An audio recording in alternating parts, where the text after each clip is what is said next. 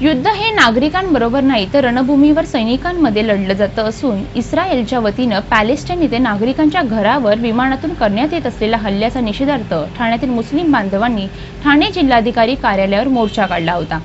तरीके सुन्नी जमाते इस्लाही, ख्वाजा गरीब नवाज फाउंडेशन आणि गोवा ग्रुपच्या वतीनं या मोर्चाचं आयोजन करण्यात आलं होतं। राबोडी परिसरातील नूर मस्जिद येथून काढण्यात आलेल्या या मोर्चात ठाण्यातील मद्रसा ट्रस्ट, मस्जिद ट्रस्ट, एज्युकेशन ट्रस्ट आणि सामाजिक संस्थेतील हजारो नागरिक सहभागी झाले होते। पॅलेस्टाईन आणि इस्रायल यांच्या युद्धात इस्रायलच्या वतीनं पॅलेस्टाईनमधील शाळा, रुग्णालय आणि नागरिकांच्या घरावर विमानाने हल्ले करण्यात येत असून या हल्ल्यात निष्पाप लोकांचे बळी गेले आहेत। शाळांवर करण्यात येत असलेल्या हल्ल्यात अनेक लहान मुलंही ठार झाली आहेत। त्यामुळे सर्वसामान्य नागरिकांचे जीवन विस्कळीत झालं आहे। युद्ध हे रणभूमीवर सैनिकांशी केलं जातं, त्यामुळे पॅलेस्टाईनमधील शहरातील नागरिकांवर करण्यात आलेला हल्ला हा एक प्रकारे युद्ध नसून दहशतगिरी असून अशा प्रकारचे हे युद्ध कायद्याच्या वतीने विरोधात असल्याचं या आंदोलनकर्त्यांचं म्हणणं होतं। यावेळी आंदोलनकर्त्यांनी इस्रायलच्या विरोधात फलक दर्शवून आपला रोष व्यक्त केला आहे। तसंच यावेळी पॅलेस्टाईन येथे निष्पाप बळी गेलेल्या नागरिकांसाठी आणि हे युद्ध थांबवण्यासाठी मुस्लिम बांधवांनी दुआ केली।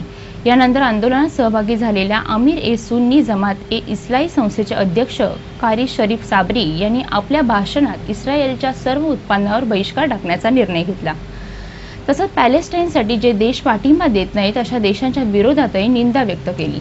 यानंतर या आंदोलनात सहभागी झालेल्या कारी शरीफ अहमद साबरी, मौलाना अझीमुद्दीन रिजवी, मजहर जफर, सुनील खांबे, बशीर बापे, साकिब माहिमी, अमजद बरकती, शकील शेख, मतीन शेख, डॉक्टर असगर मुकादम आणि सलमान खान यांच्या शिष्टमंडळानं जिल्हाधिकारी पी वेलरासू यांची भेट घेऊन त्यांना निवेदन दिलं।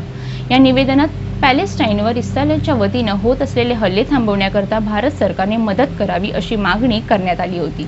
यावेळी जिल्हाधिकाऱ्यांनी यांच्या वतीनं तहसीलदारांनाही हे निवेदन स्वीकारून यासाठी आपण प्रयत्न करू असं आश्वासनही दिलं।